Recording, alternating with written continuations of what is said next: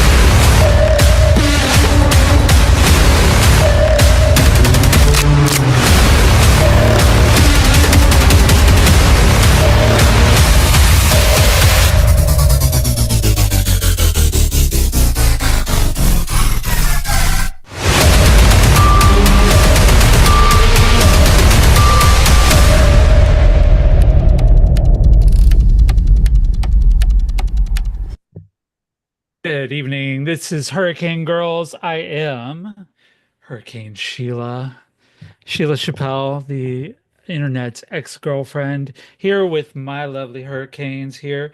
We are broadcasting live on gcpr.live, YouTube at Hurricane Girls, and later Spotify and Apple Podcasts. If you would be so inclined, and if you would like to give us money, you can go to patreon.com/Hurricane Girls. We have now I think three bonus episodes up. We have like last Sunday's Morgan and Barbie were an hour and a half long. So it's like a whole extra episode. $5 a month gets you that, gets you exclusive access to all that. Nobody else gets to see it. It's dirty, it's filthy, and it's behind a paywall. So um go check that out. And it helps us to keep the lights on here. I'm coming to you from Harm Little Narcissist Studios here in Toledo, Ohio.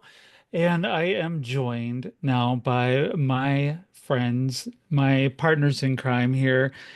And I'll start over here with Hurricane L, Hi. all the way from Alabama.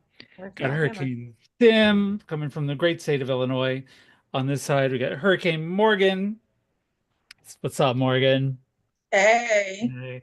And joining us for the first time tonight as a Hurricane Girl, still a special guest though, Hurricane Abby.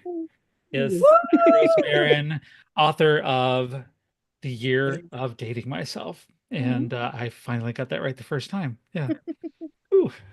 And popping in, but not quite on camera yet, we have Hurricane Evie, all the way from the great state of New York. Missing Hurricane Alicia, and currently, as of right now, we're missing our guest. So we may be joined in a little bit by Flamy Grant, who has committed to the show, but not here right now just yet. Hopefully they're on their way. But just so you're ready for the upcoming Hurricane Girls episodes, we have so much content coming up in the next 4 weeks. We will be starting next week with April of Joy. author of Star Spangled Jesus. I have the book right here. I read it. It's a book, it's Leaving Christian Nationalism and Finding True Faith. So very timely topic right about now. We will then the next week we'll be talking to Jessica Bloomkey Greif from the Friendly Atheist podcast. She co-hosts with him at Meta. Um, she's amazing. There's going to be a lot of energy in that show. I'm telling you right now. She's amazing.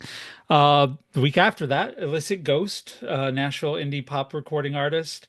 Um, has been friends with me for quite a while, and we'll get to introduce ourselves to some of their music and some of the new things that they're doing. And then after that, we will have a crossover with the F the Nice Guy podcast with Reagan. And so we got a lot coming up in the month of February. Right here, we're just right here right now, just us girls for the moment. If our guest pops up, we'll talk about that. But right now, just us here, six women, six perspectives, six besties. And we're all kind of like, we're talking like before the show that we're struggling a bit. Like, I think that a lot of us are on the struggle bus right now, honestly. And it's, like, we all have our different reasons. I'm on the struggle bus because recently I have been declared by executive order to just not exist, period. Like, I'm not who I say I am. So, I don't know what to do with that. And then, of course, Crazy, but everybody proof else. that you do exist. Yes. Proof that I do exist is that they had to write about me. Yeah. I mean, yeah, we trans people are very, very tricky that way. We've validated ourselves by making ourselves be invalidated. So I don't know how that works yet, but like, how are you doing today, Abby? How have you You know, been? the struggle bus is real, honestly. And for me today, like I'm trying my best not to actually look at my side of the screen because it was a therapy day today, and I think I cried my eyes out from beginning to end. Left the office like, okay, I got that out of my system. No, I didn't. Kept on crying, and it was like, okay, it's gonna be one of those days. So yeah, it's just I don't know. It is right now everyone is just on like maximum difficulty on this godforsaken video game.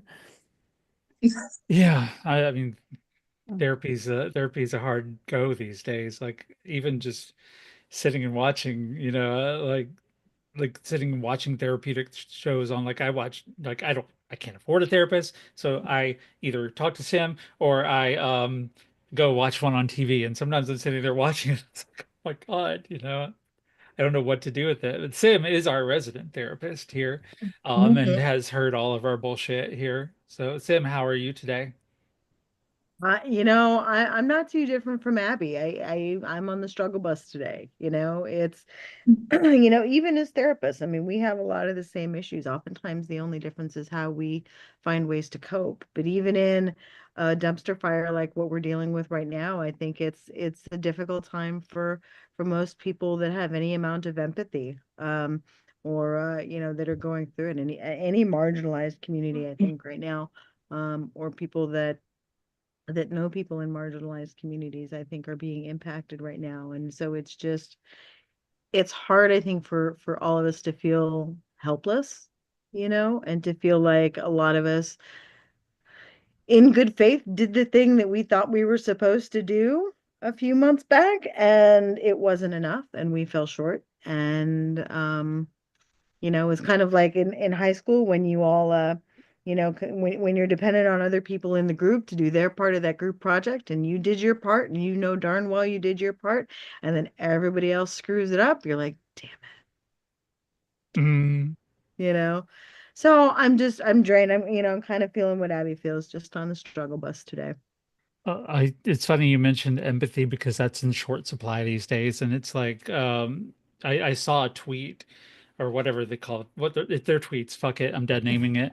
That's Um, fine. I'm just like the Gulf of Mexico. It's always Right. Twitter. It's the Gulf of Always Mexico It's Twitter. the always. Gulf of Gulf of Mexico. Mexico and Twitter, period. And like, I saw a tweet that says, was referring to the bishop's prayer Right. that Donald Trump Lady. really didn't care for. And it was saying, let us not let us not commit the sin of empathy. Like, I'm sorry, the sin Yeah. of what? Right. The Do sin. do unto others as you would have done unto you. I feel like that's in there I somewhere. feel like the Somewhere. red words had it in there somewhere. There were Call me crazy. yeah, I was looking at that too. It's like scripture verses and things like that. I'm It, not it, it not a was it was it was definitely doing to others from what I remember. well, And there's then she called him also out, rightfully so. right, Mhm. and there's also, the scripture that says a workman is worth his hire. Like we need pay your workers the wages they deserve. All of these things, Mhm. you be kind to strangers that come into your land. Yes. Like, it's not in the Bible, but we have that on our fucking statue. Mhm. Like, what Welcome bring the us here? outcast. No, there were Yes. laws, I want to say, in the Old Testament about widows and foreigners in like whatever. Yes. Yeah. There were It's laws all in in there. Numbers. I can't think of the chapter or the verse, but it was definitely lined up in the book of Numbers about all the laws that the children of Israel had, and widows and foreigners were one of them. Even when it came to the situation, if a man did not have sons but had daughters, they inherited land and property. Like, Mhm. but Trump wouldn't know that any of that. Of course, he wouldn't. He's Shut like, up, Morgan. my favorite book is 1 Corinthians. Oh, First Morgan. Corinthians.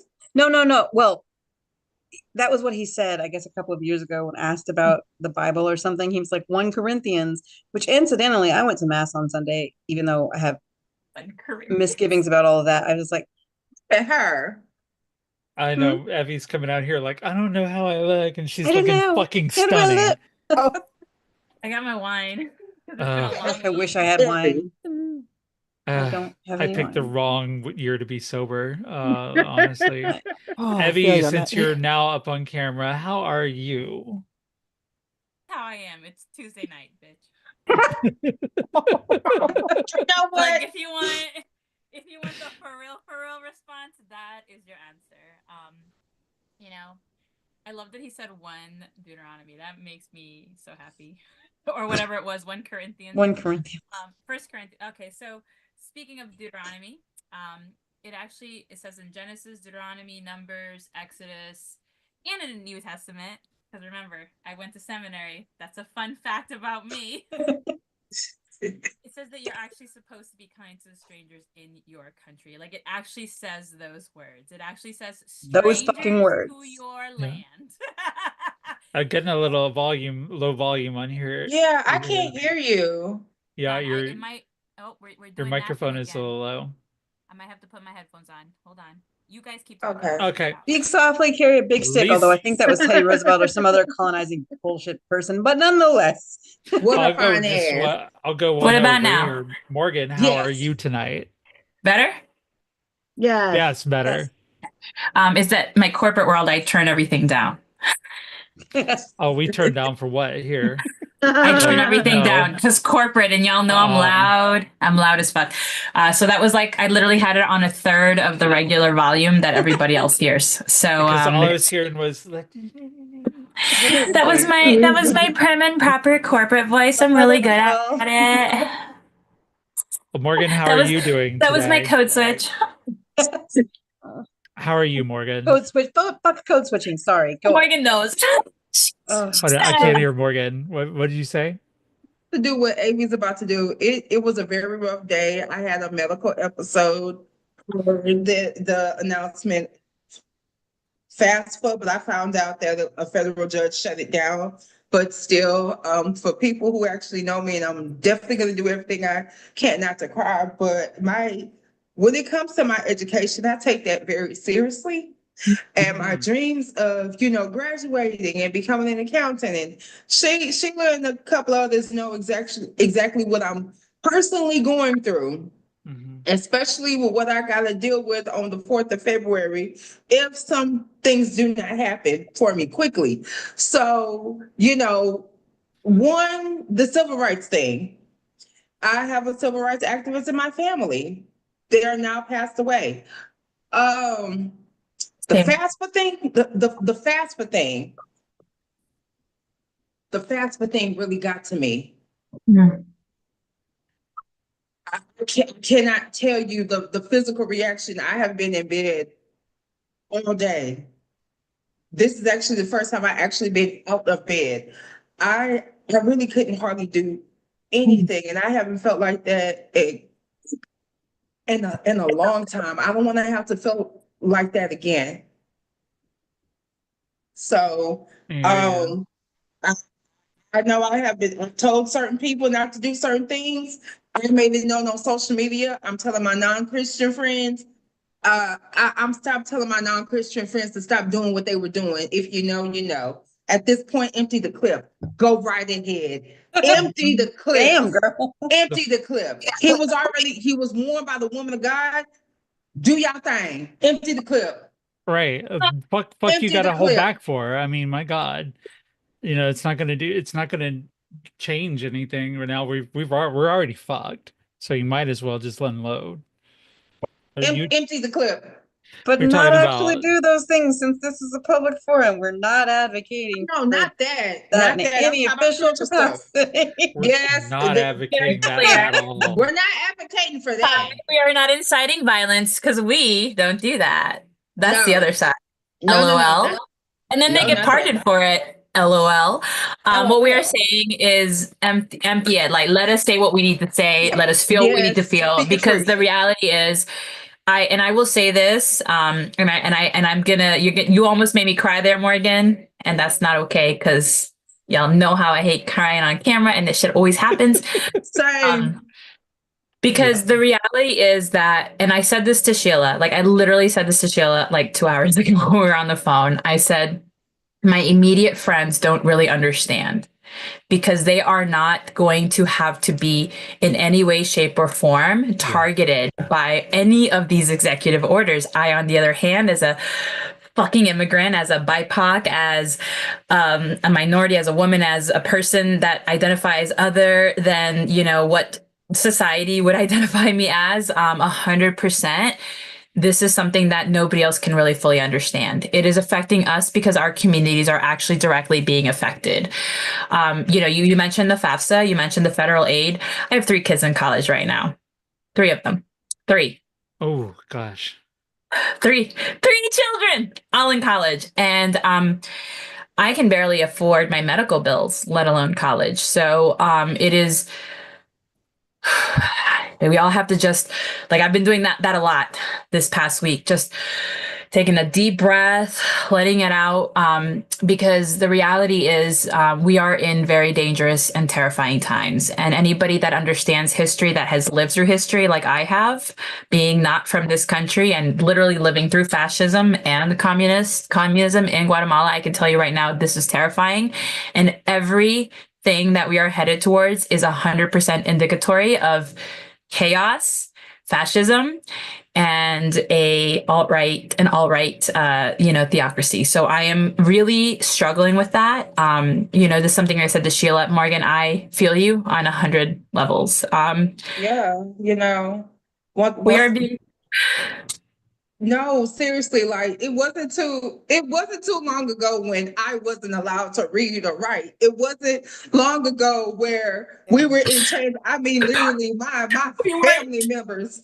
family members were born on plantations. So when I say, empty the clip, I'm not inciting violence. I know. I'm saying at this point, I'm done. No more grace and mercy. There needs to be consequences. At this point, I'm calling for my Heavenly Father to bring down the wrath. I'm calling for some Old Testament type of stuff. That's what I'm calling on. So you can't do nothing to me when I call on the act of God. So no more grace and mercy. that part, because the way I described it to somebody that would not understand, not being Black or brown, that law gave us a seat at the table. Mm-hmm. It honestly didn't even give us equity, because I talk about this on my platforms day in, day out, day out. There's a difference between equality and equity. We were barely granted equality, let alone equity, right?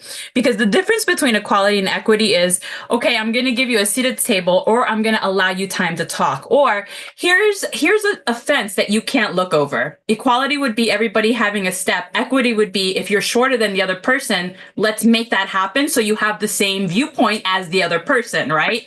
Right. And that gave us a seat at the table. It didn't give us equity, because be very fucking clear, America. Be very goddamn clear. People like me, people like Morgan, we were never awarded or granted equity. We were merely allowed a seat at the table, and now that has also been taken from us.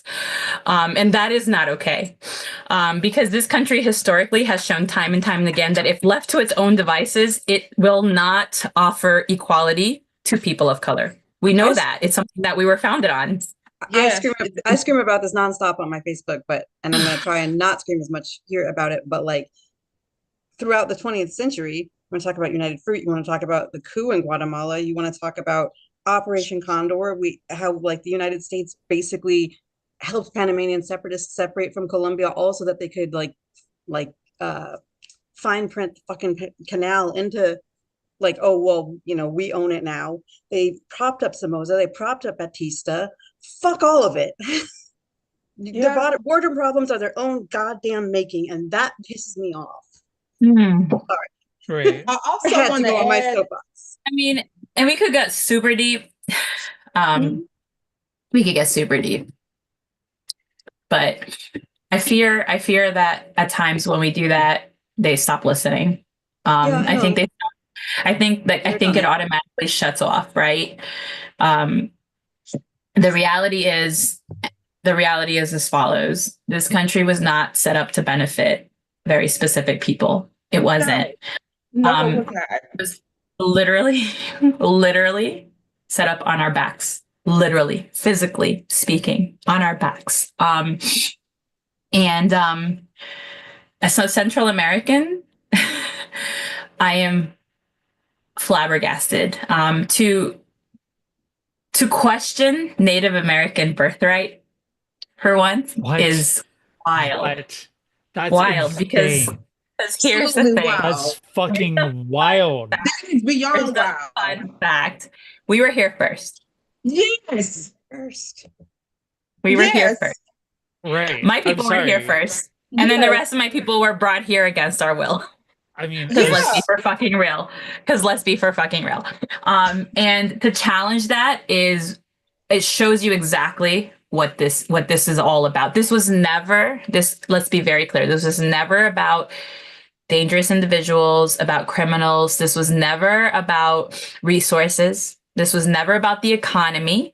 It wasn't. Because if it was about the freeloaders that are taking, why are we raiding places of business that depend on these immigrant labor workers? Why is our neighborhood fucking bodega that was literally down the road in Newark raided? Like, why is that what is happening? If it was really about the violent criminals, why the fuck are in the places of worship and work and shelters? Why are we and at schools? Why are we at schools? Let's talk about that. Why are we at schools? As somebody who grew up undocumented, because I was undocumented until age 19, this is, and I said this to Sheila, I said this is a giant trigger. This is a giant PTS trigger for me. I remember having to pretend that I didn't speak at all, that I was mute and deaf, and I would sign so that if anybody heard my accent, I couldn't be carried away by ICE because I was undocumented. My brother was a citizen, but I was not. So my brother would literally pretend that I didn't speak because I had an accent when I spoke, because I still have an accent when I speak. And when I was a kid, it was worse because I've been in this country now for 32 plus years. Before that, it was rough. I sounded exactly how you would think I would sound coming from a different country. So this is a giant trigger. Like someone who's becoming bilingual. Like, well, hey, now I'm gonna talk my shit because I speak four languages. Fine. I speak Oh three yeah. linguistic Bilingual. languages, and I speak also American Sign Language. So like, let's be for fucking real. This is my favorite conversation all the time because I get told to speak English all the time because I speak in Spanish. It's my first language. It's my first language, so I And we default. don't have a national language, just to be I super default fucking clear. That part. 100%. That part So when right I'm there. with mine, when I'm with me and mine, I default, especially when I get upset, angry, or when I'm just chilling. I go back to Spanish because that is my native tongue. That is what I'm actually fluent in and what I think in. I have to put myself in the space to think in English, to speak in English, right? So 100% I've been told that before. But my question is always, okay, how many languages do you speak? Because most of those people that are saying speak in English only speak English. They're monolingual. Yep. They're not trilingual plus ASL. Bitch, and I am. Right. What's Uh, nice? But yeah, yeah, see the whole thing it is such a yes, trigger. Like the things that they're yes. doing to the Hispanic community. I'm like, baby, this is giving chattel slavery and the Nazi regime. I'm like, and now like someone had said in my hometown that ICE was like somewhere in the South Side, and I was like, check on your people. I'm No, like, I I'm see. like, check on My your brother. people. Yeah, yeah, because you right by my brother, and that is all I worry about. Like I've cried so many times this week. My brother's here on the DACA. Let's be very clear. My brother was brought to his country at age 3. This is his country. Damn A fucking fuck, straight. what is he gonna do? What is he gonna do in Guate? Like what the fuck? Like he's an American. He's more American than I could ever aspire to be. Like, and that's another thing that also gets me. I'm like, what if you were brought here when you were a tiny baby? You don't know. Like, you Mhm. don't know. Also, shout out to the president of Colombia because he basically said, no, you're not going to treat my people Lobiano. like Uh, they're like, if you're gonna bring them here, cool, but you're gonna do it the right way. You're not just gonna be an unruly parent that has their child, no shirt, no shoes, just a diaper, hair not combed, crying his knees to top out. Here you go. No, you're gonna do this the right way. No, because that's exactly what he's doing. They You know, talk about deporting children who back to their home country, who grew right. up here. Like my daughter, we're definitely of the mayonnaise persuasion, like clearly we're white, but she was born Man. in China. She was born in China, and for the first 8 years of her life, grew up in China. She had never been exposed to America. Coming back to America for her, she's now 13. Coming back to America for her was hard because Yeah. she had to Cultural get really used to adjustment it. for one. Like, and she has every advantage in the world being a white kid, you Dumb know. question. Did they have juice solely or juice sanguinis over there? Like uh citizenship by blood or by No, birth? she being born over there, it doesn't work like it used to do here. It didn't like having a You had child. to be Chinese to be a Chinese Like citizen. one of the parents would have had to have been Chinese for the Okay. child to have Chinese Yeah. citizenship, and there is one or the other you have to pick. Mm-hmm. So, but like her coming back here was a huge adjustment because she was seeing a whole bunch of people that looked like us and not like she's having to change the food she ate. She was having to change her habits, having to change where she went to school, having to change everything. Just a change for a child in any situation is Mm-hmm. fucking hard. Hard. We But we Agreed. we imagine we talked about throwing the soy sauce thing and it was not here, but that's what I was uh, laughing because I was being uh, reminded of that. imagine though being thrown into a country where you don't speak the language, you don't know the culture, you've never been Yeah. there before, and then you're there because you happen to look like the people around you. Yep. And then that's ridiculous. It's absolutely ridiculous.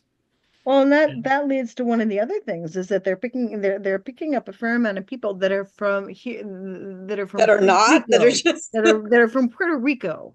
Mhm. Like Which is an which American is a U.S. territory. owned territory. They're Americans. Americans don't know Yeah. that. It's the Like United States what are want to we say. doing? right. Abby, you look like you're about to bust in here. What's up? I'm just, No, I'm just it's I so honestly, it's just infuriating. But go ahead, Abby. oh no, sorry. I keep every once in a while I'm hearing your name and I'm like, oh, that I think that was Abby. So That was Yeah. Abby. Go ahead. no, I I cannot wrap my mind around it. I literally stall out with words when I try Mm. to actually take in the sheer amount of cruelty and this like shock and awe of like you can't even breathe from the first five executive orders that are just absolutely sociopathic before you have another like 10 that you have to grapple with. It is just I and this is the first we're now in week two. I don't know how like how everything's not just going to collapse. It's just, yeah, this is just the opening I know season. this sounds horrible, but there's a part of me that is just trying to not get touched by anything, which of course we're going to be touched by everything, but like to the nth degree where things really go down and bad. And Why does that sound horrible? because I think there's an emotional toll with like trying to lay low and uh but still watch as crazy shit happens to people who were, yeah. But see, I think that's where us YT people need to come in. And I don't have to say YT because we're not on TikTok, but Yes. here's where I think that this is our chance as white people to step up because there are so many marginalized communities right now that are in like protection mode, literal survival mode because of what's going on. And as white people, we need to step up right now and we need to do the work to advocate and to fight and to protect the people that are struggling with this and literally trying to fight for their lives. You need to be able to do what you need to do to protect yourself and your family and all of that. It's our job to step up and go, yeah, this is not going to happen on my watch. I'm going to do what I can to step in front of my brothers and sisters and everybody in between to say this ain't going to Right. happen. Like It's our this is where it needs to go. it's our spot, it's our place to be accomplices in this here. Yeah, Like we need to be True if, allies. if you see ice, tell, holler it out. Let people la know. migra. Mm. La migra. Mm. Yeah. And La migra. yes. And you know what? It's And not, I will say this, it's not a crime to denounce such a thing. However, the one thing we do need to be careful is that you can get in trouble if you're in the way. So stay out of the way, yes. document. I think it's really, really important to tell white people, we can't do that. Our people can't do that. We will Right. get put the fuck away if we do that. Right. We'll get beat, we'll get shot, we'll do all the fun. But y'all can. So the Mhm. easiest thing and the best thing for you to do is document what's happening. Oh Just Exactly. yeah. stay out of the way. Like stay out of the way to not make yourself a mark. But also, even sometimes, if you are not one of those people that cares about being arrested, and I love that type of white, I love that's my favorite type of white person, that ass, the ones that are like, yeah, arrest me, go. Stand in Mhm. between us and them, Yep. because that's the reality. That could mean life or death Well, for I some people. appreciate all the Flamey conversation Gray's we've had. here. We have our special guest, Flamy Grant, Flamey Gray. here on the Hey, call here. girl. So what is up? Hello. Hi. Hi, Hello. can you hear me? We Yes. Yes, have. can hear Oh my you. Yes. gosh. Welcome. Y'all, I am so sorry. I'm like this I can't even call this drag time anymore. This is like we've Kyle. You're Ugh. That's okay. fine. I was worried you were going to come up in here with more makeup than me. So, I mean, Girl, it's Tuesday night at 9:30. I barely made it here as I am. I am so I sorry, y'all. no, I Seriously. really Um, appreciate you being able to be here. We have, yeah, Really, Yeah, we were detoxing. We were that, just discussing the world being on fire. It is Uh, okay. yep. we were yeah, deep. yeah, yeah. I caught just the tail end of that. I mean, that's what we got to do, right? That's what our community is here for. We have to lean on each We other, and have to Thank be able you. Yes. to. yeah. But to get on to the business which has brought you here, you are Flaming Grant, the award-winning and Billboard charting artist, shame slaying, hip swaying, singing, songwriting drag queen from Asheville, North Carolina. Did I hit the notes right? Your bio said that anyway. Yeah, I think you got them all, yes. You Right. better. So 2022, Bible Belt Baby came out, and it went all the way up to the number one spot on the iTunes Christian chart. You are the first drag performer to ever do such a damn thing. And Or want that's to. Let's be honest. right. There's probably not been a lot of competition in the drag world for that particular title, but yeah. Right. And just to be clear, they them pronouns, is that correct? They them Yes, that they or she, yes. or she? Okay, they or Okay. she. Okay, I like that. I am a I'm she, her. I get accused of being a drag queen quite a bit because I'm a little bit flamboyant, but you're run-of-the-mill trans girl. I am in love with that shade of green on your eye. It is stunning. Thank you. Thank Right? you. Isn't it? Right? Isn't her makeup everything tonight, you It guys? is First It of all, is beautiful. can you kind do me a favor? Can you back up so they can see the Ninja Turtle shirt because okay. that shit is fucking Ah! everything Yeah. Oh, there. I love it. See? Love it. work, I work. got pictures in my text. I got I got the whole fit. And that shit was everything. You look amazing, Sheila. Thank you. It's Chinese New Year's Eve, so I went Yes. with the snake motif here. Decided to go with a little bit more green. I'm usually like a darker goth, but yeah. But yep, I was like, I'm not gonna be here out of pocket here, no makeup on when I've got this fabulous drag queen down here with me. Right? Yeah, Who just showed up as a blank canvas. So that's yeah. all right. That's all They're right. like, hey, this is me. I can feel the personality. Yeah. Just to introduce you to all the Hurricane Girls. Here we have Lisa, we have Cimarron, we have Abby, Morgan, and Evie, and Hi. we're all here. We're fans. We've been listening to your music today. I listened Oh, to you're so your sweet. newest album, Church. That's the latest release.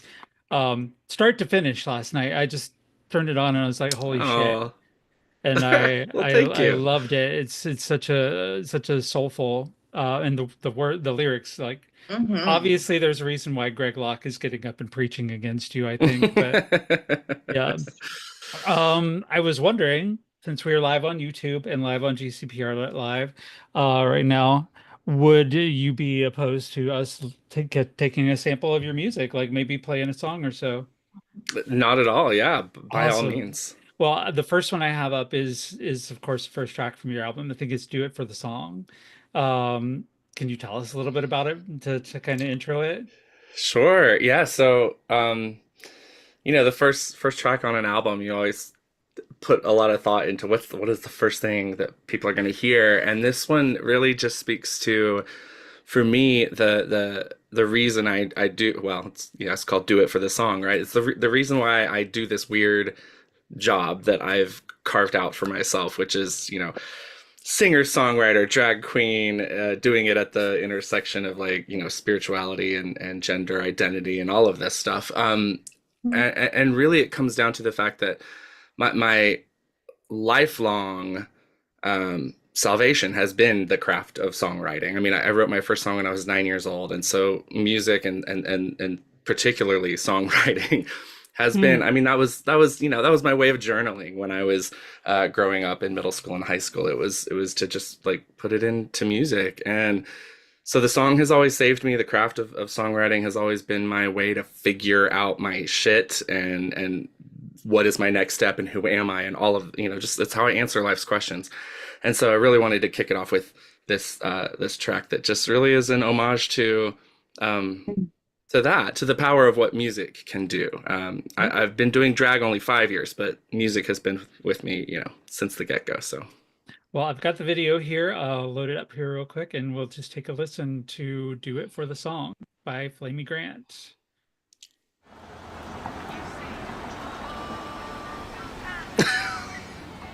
I love that. The shirt is everything. It's giving me life right Literally. now.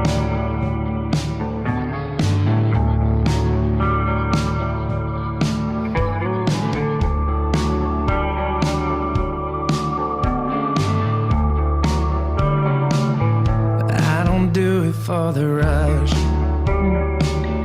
I'm not tortured by a wild, insatiable lust. I'm not chasing a thrill. It's not a hole I need to fill.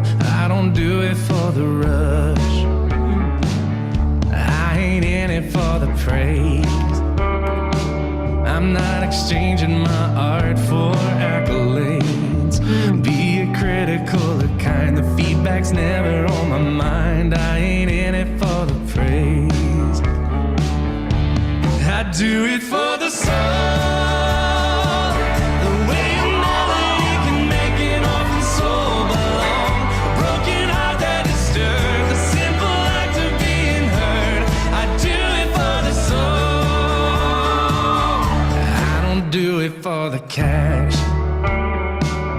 I was writing long before I ever had a smash. Hit me with full body chills. It don't gotta pay the bills. I don't do it for the cash.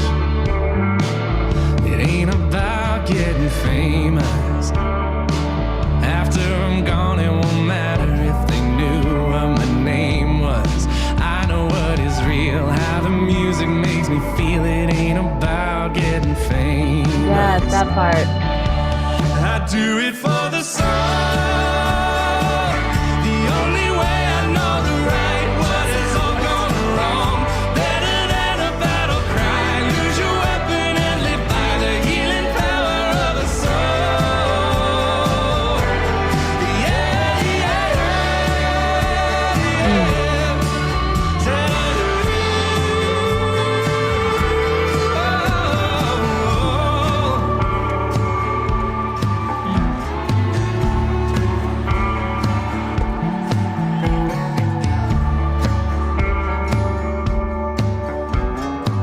You had to bring some Amy into the studio today. I ain't writing for the radio. Not gonna lie, I kinda hope they play it though. Cause you might think I'm a star. If this came on in your car, I hope they play this on the radio. I hope they do too. But I still do it for the soul. Nothing better than a whole room singing along. Forget the after and before. Baby, nothing matters more to me than a song. I still do it for the soul. All I want is for the whole world to sing along. Leave your trouble at the door. Baby, nothing matters more to me than a song. Forget the after and before. Baby, nothing matters more to me than a song.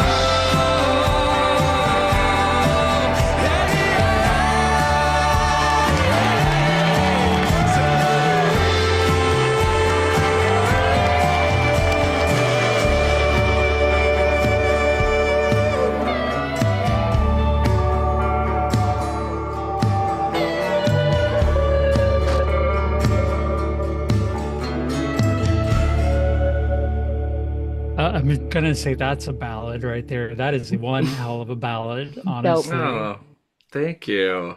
But if I'm being Wait. honest, that's I love the whole album, but that's my favorite song from the album right there. Same. Wow. Wow. Thank you so much. I Yeah. appreciate that. That means a lot.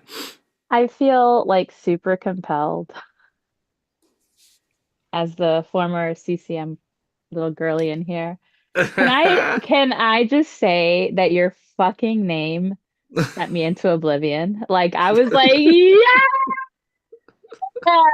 Because if y'all aren't privy to the Amy Grant stuff from the 90s, Mhm. there was a lot of I like, invited her to come on this show is too, she- but she didn't answer.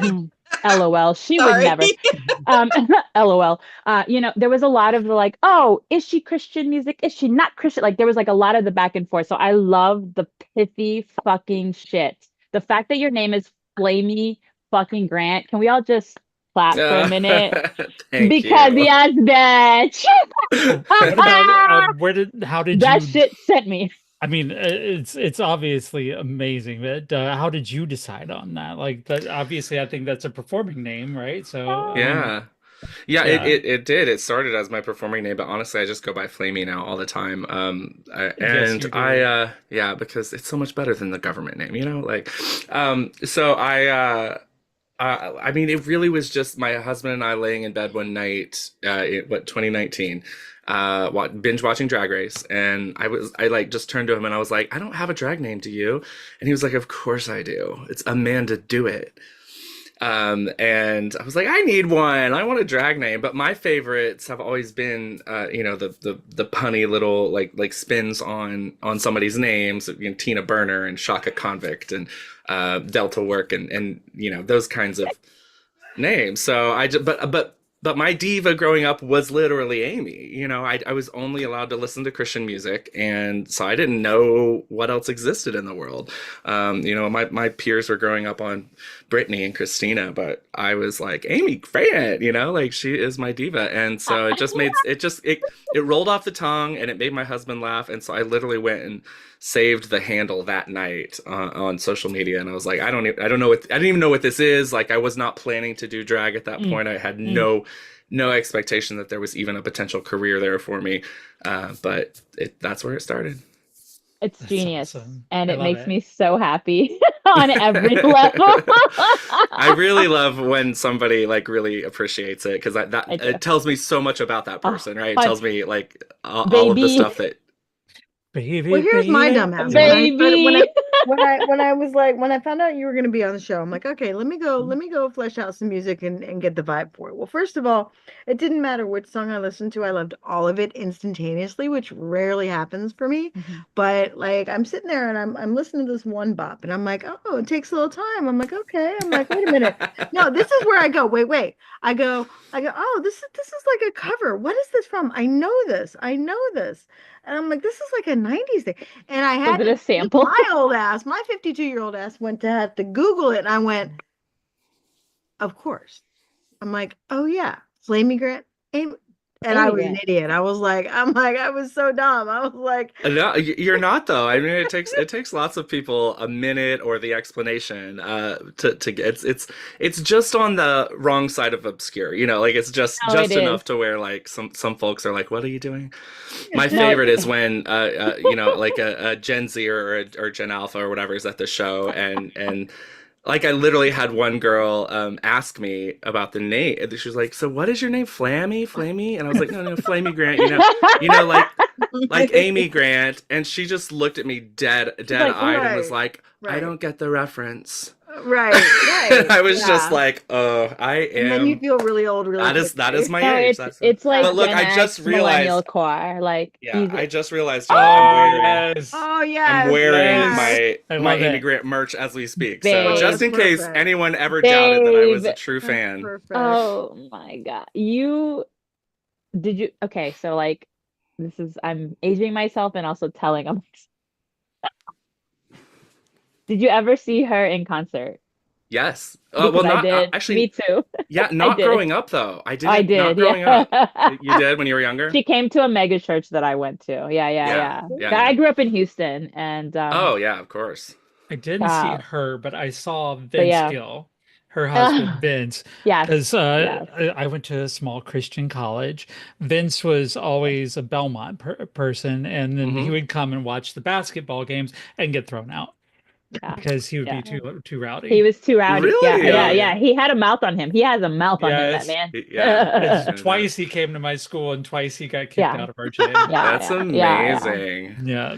But So I never saw Vince until last month actually. I just went to their really, they do annually, they do a yes, Christmas show at they the do their Ryman. holiday show. Yeah. Yeah. It's So always I good too. finally saw it. Oh, it was amazing. Yeah, she's And amazing. Yeah. that was the thing. I had never seen Vince live, and his voice is honey. His Oh voice my is gosh. It stunning. really It's so is. smooth. Wow. Yeah. The tone and the texture in his voice is actually so silky smooth and pretty. Like it actually Yeah. is so beautiful. But yeah, it's actually so funny. Because where are you from? Where were you raised? Asheville, North Carolina. Yeah, that makes sense. That tracks. Yeah. Definitely a Yeah, Bible that Belt tracks. girl. Yeah. Definitely Yeah. in that type of evangelical Christianity of the 80s and 90s that was Same. super protective and Yep.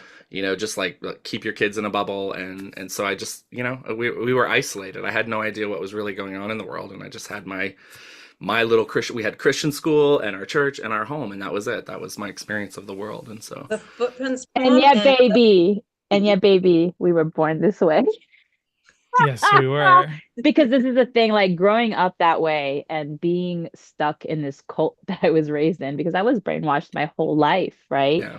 I was told that everything I am, not just as a woman, but as a person, but even as a person of color, because there's that part to it. There's the part that my ancestors had a different fucking Bible than the rest of the world had, right? Because we were given a different Bible in order to Mm-hmm. keep us subjugated, right? Yeah. So it definitely does something to us. And I think musically too, like while we draw a lot from a lot of those experiences and a lot of that background, because in my own music that I write today, I still have a lot of little Christian music moments, like the CCM moments where like it's very common in that music. And I'll hear something and I'll be like, hey, let's do this. And I know it's a little CCM moment. Nobody needs to know that. It's a contemporary Christian moment. But it's one of those things like it definitely molds who we are as a person. Judgment's But the called. reality is that it also shows us how strong we are because we were told everything that we are is wrong growing up. At least I was, to Mm-hmm. this day I still am.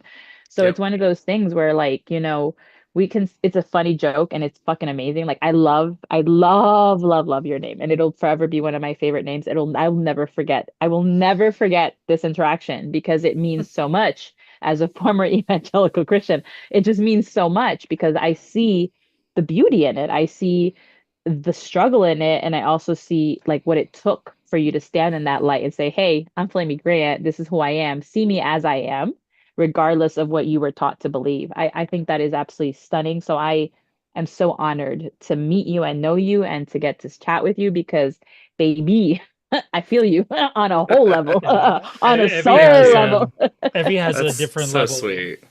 Her appreciation, of course, Yeah. goes back from her time in Christian contemporary music too. So, I mean, we have a veteran here, and then I think we're all a little bit creative. I know Morgan sings, and I yell at the shower walls, and I mean, some of us Sing write. Abby's a published writer. Got a book coming out called "The Year of Dating Myself" from Simon and Schuster, coming Work. out soon. And we're all just trying to be creative here. I think I just love having all this talent around me, like all this talent and skills, and we're like it's just amazing. Yeah, we were talking about we've talked about Evie's past with that church in Australia and the Oh, Oh, that that church. church. Sorry. Yeah. Yeah, baby, yeah, that Yeah. sure. Oh God. Starts with an Gotcha. H. Yeah, no, yeah. we know who that is. But Our God I is an like Some one of the first times Blasphemy.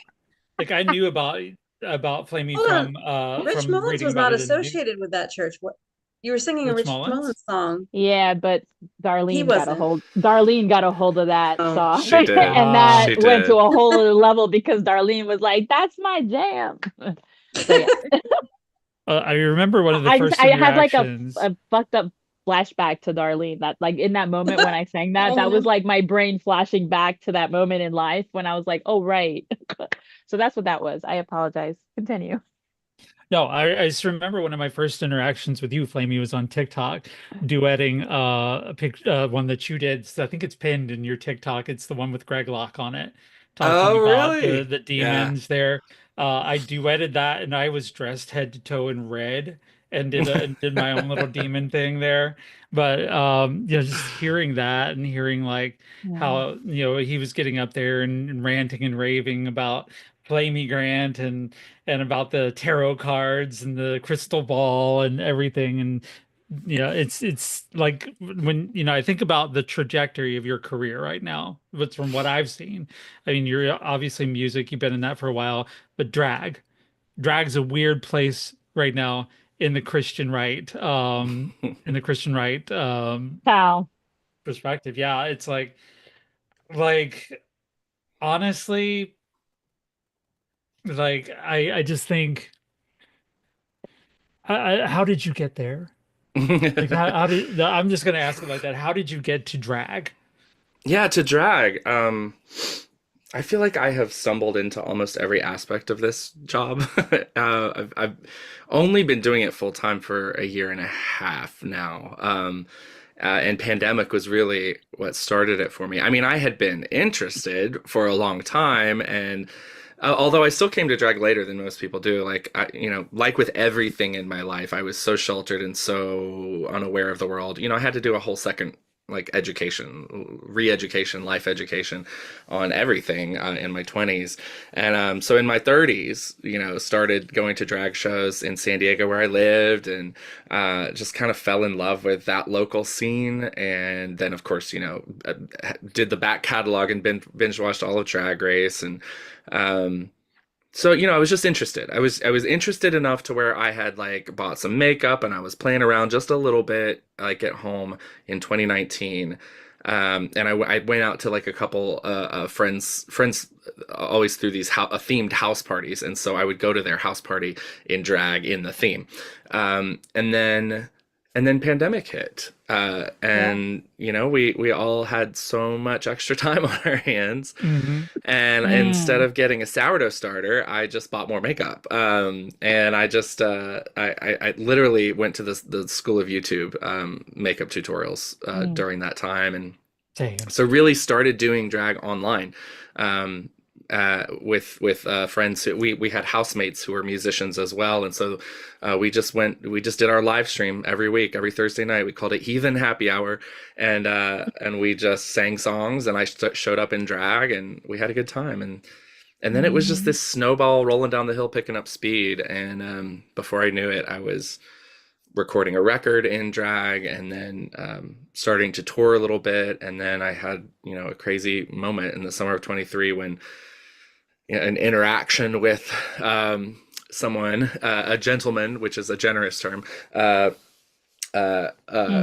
from the far right, who did not like what I was doing, and just basically was lamenting that we're in the end times. He was like, "These are the last days," because we have a drag queen singing Christian music, and then that was the catalyst that led to a lot more people discovering my music. The unintended consequence of his bullying was that he shone a spotlight on me.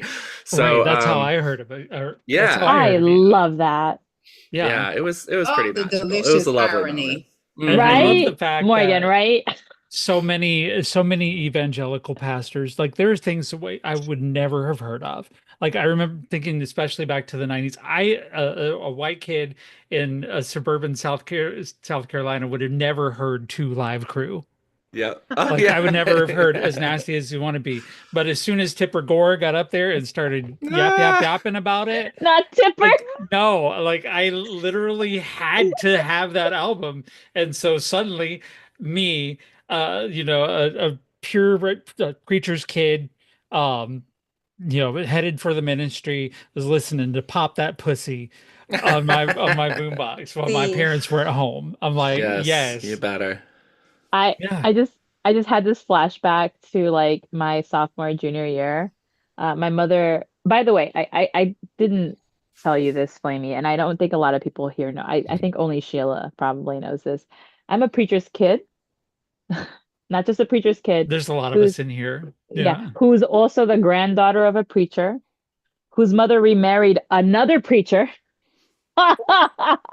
whose grandmother was a church piano player. So this is like it's fucked up, y'all. Like Runs, I I'll runs go- deep. Runs if you deep. I'll go if you one if higher My you than uncle is that. still the if church you piano player. see like if you Oh. I was the church piano and I also was on the worship team. I was the director of worship as well as I went to seminary. I was a fucking youth pastor. It's like it goes deep. The trauma is there. However, what I was gonna say was that, even with all of that, like we were not allowed to listen to any secular music. Like I know that like and this is like I wish that I was in the Brown and Black family that was like, yeah, Motown. No. No, no, no. Oh, honey. No, no, no.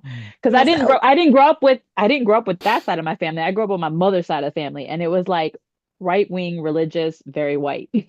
So it sucked. And I literally like everything was a sin. Going to the movies was a sin, secular music was a sin, all of the above. And as a musician, as a creative, as somebody who has been writing music since I was old enough to speak, because I think the very first song I wrote, from what I was told, was 2 or 3. As musical as I am, I was not allowed to listen to secular music. So I would hide it, like I would sneak it.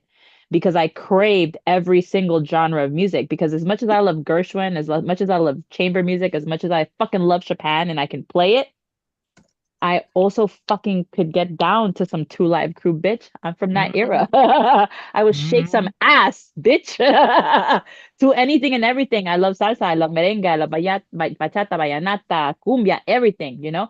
So it was one of those things where I had to hide that from my mother's side of my family because my mother's side of my family was crazy. But I literally, when you were sitting there talking about music, I had a flashback to high school, sophomore year. My mother coming into my room, opening up a drawer, and I had DMX's "It's Dark and Hell is Hot."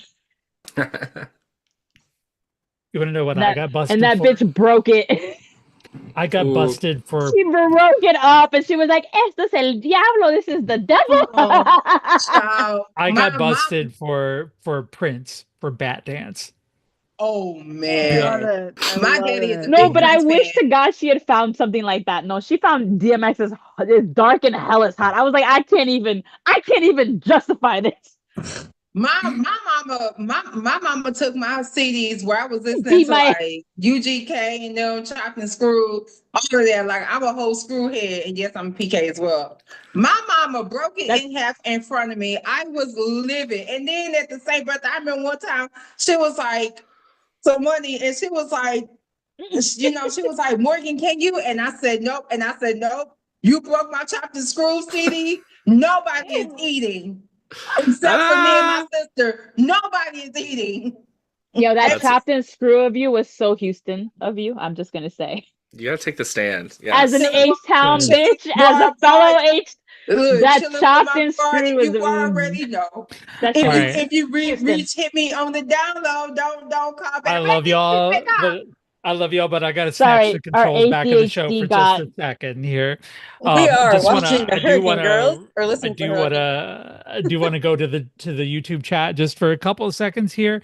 Uh, First of all, my daughter Hermione wants to say hi, Flamy. She's a big fan now. Like, Hi, yeah, Hermione. yeah, and also our usual guest or our usual host, Hurricane Alicia, not feeling great today, but she did leave a comment here that I thought was pretty good. Here she said that she saw your quote in people, kneel at the altar and get baptized in the beauty of the song, and That it was got. such a ridiculous sentence. When I read it in print, I was like, did those words come out of my mouth? But she says if they had played you at church, she'd sit in service. Oh, wow. And she closed that out with a girl. Look. I'd agree with that. I Yeah, definitely I agree would with that. too. I had an aversion to church growing up because I really got tired of like because I have a disability. Like I had the faction of people that thought it was okay to say to me, well, don't hate God because of what happened with you and da, da, da. My relationship with God, whether I have one or not, has zero to do with my disability, but thank you very much, Right. And the music was always a lot growing up. But yeah, I think had I heard someone like Flaming growing up, I would have felt safer in that aspect to kind of explore a relationship, whether it was in or out of organized religion. I still would have felt like I could have, had something growing up. Mm. Because I felt, like I said, I felt an instant connection to it when I started listening to it. I was listening to before the show, I was listening to one of them that sounded it almost gave me like an Indigo Girls kind of vibe. I was listening to Esther, Ruth, and Rahab, and it gave me like a little folky kind of Indigo Girls kind of vibe. And I was like, I don't know, I just really connected to it. Wow, thank you. That means a lot. And I love that reference because I mean, at the end of the day, that's what I am. I'm a folker. I'm a mother folker. And that's just singer songwriter is totally like that's exactly the lane I want to be in. I just want to do it, a little more fabulous. So Given that we are at the top of the hour, I do have to reset the show with a little bit. We are the Hurricane Girls. We are nature's happy little accidents, the goddess's curse upon mediocre men, and we're women, and we're being women loud. So it's good to have you with us today here at Flamy Grant. We are broadcasting on gcpr.live. We are on YouTube at Hurricane Girls, and we will be later on Spotify and Apple Podcasts as well. If you are so inclined, go to patreon.com/Hurricane Girls. Give us money, get exclusive content. We have 3 bonus shows already set for your consumption, but they're behind a paywall, so they're completely filthy. And you can go and watch them. We say the shit we don't normally say, so you definitely want to join. Right. I mean, we're uncensored here, but also I was about to say, extremely Wow, uncensored. this is nothing. You Yeah, have no we idea. haven't even reached peak level. Uh-uh. Gotcha. Listen, No. listen, this mouth can get reckless in a good way. Not this mouth, bitch. Yeah, so we definitely want to welcome our guests. Want to introduce our Hurricane Girls again. For those of you just turning in, I have Hurricane Lisa from the great state of Alabama, and Hurricane Abby from New Hampshire. We got Hurricane Morgan from Texas, Hurricane Evie from New York, Hurricane Sim from Illinois, and I am Hurricane Sheila Chappelle, America's ex-girlfriend. I am here from Toledo, Ohio, and I'm sorry about that fact every day. We're here with Flamy Grant, award-winning Billboard charting artist, #1 on the Christian was the iTunes Christian chart with your debut album. New album Church is out now. It's your second album. It's currently, I think, it reached up to #8 on the iTunes country chart, did it? Yes, yeah, sure did. Okay.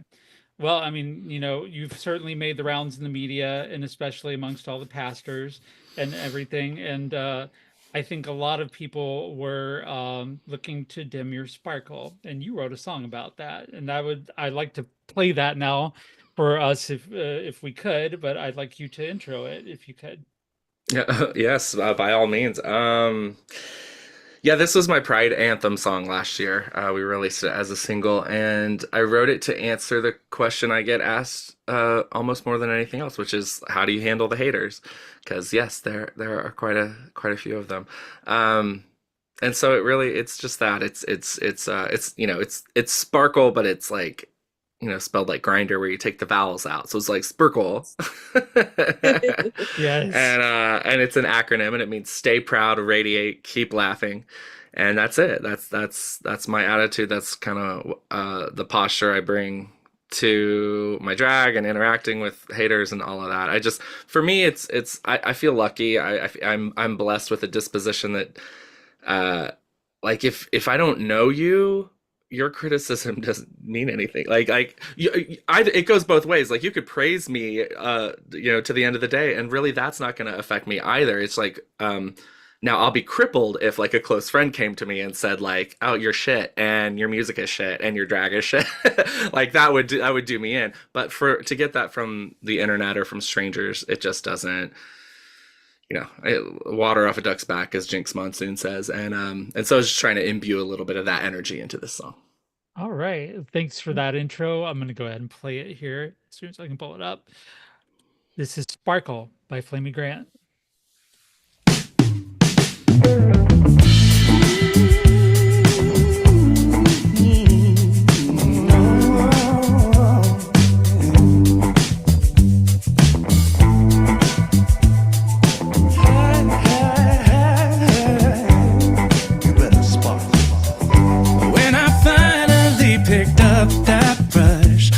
It through the blush. Oh, what a revelation.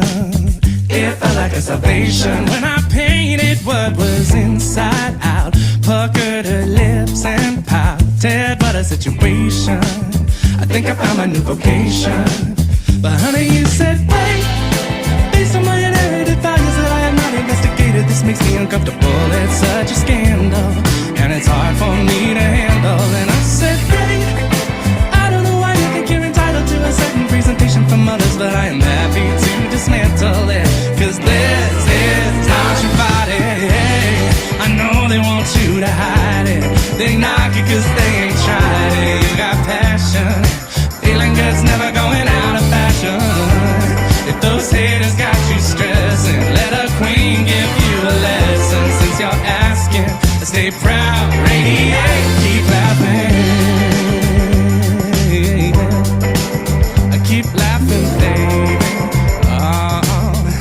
And they seem mad, but I am not the one. Don't care if they don't understand my transformation. I don't know an explanation. I'm recovering the joy they stole. I'm working on my soul, mind, body integration, and a little augmentation. Now, baby, I've been blessed. If you think shaming me is the way, then you might wanna think again, because your words could ricochet and make me famous. And the opposite of shame is happiness. The deepest truth of the divine is that you were meant to be happy in the here and now. So mama, why don't we reclaim this right? Now's your time to shimmer. I know they want you to hide it. They knock it 'cause they ain't tried it. You got passion, feeling good's never going out of fashion. If those haters got you stressing, let a queen give you a lesson. Since you're asking, stay proud, radiate, keep laughing. Yeah, yeah. Oh, keep on laughing. Stay proud, radiate. Only love can drive out hate. Your worth will not depreciate. Laugh a little every day. Stay proud, radiate. Only love can drive out hate. Your worth will not depreciate. Laugh a little every day. Stay proud, radiate. Only love can drive out hate. Your worth will not depreciate. Laugh a little every day. Stay proud, radiate. Only love can drive out hate. Your worth will not depreciate. Laugh a little every day. Stay proud, radiate. Only love can drive out hate. Your worth will not depreciate. Laugh a little every day. Stay proud. I know they want you to hide it.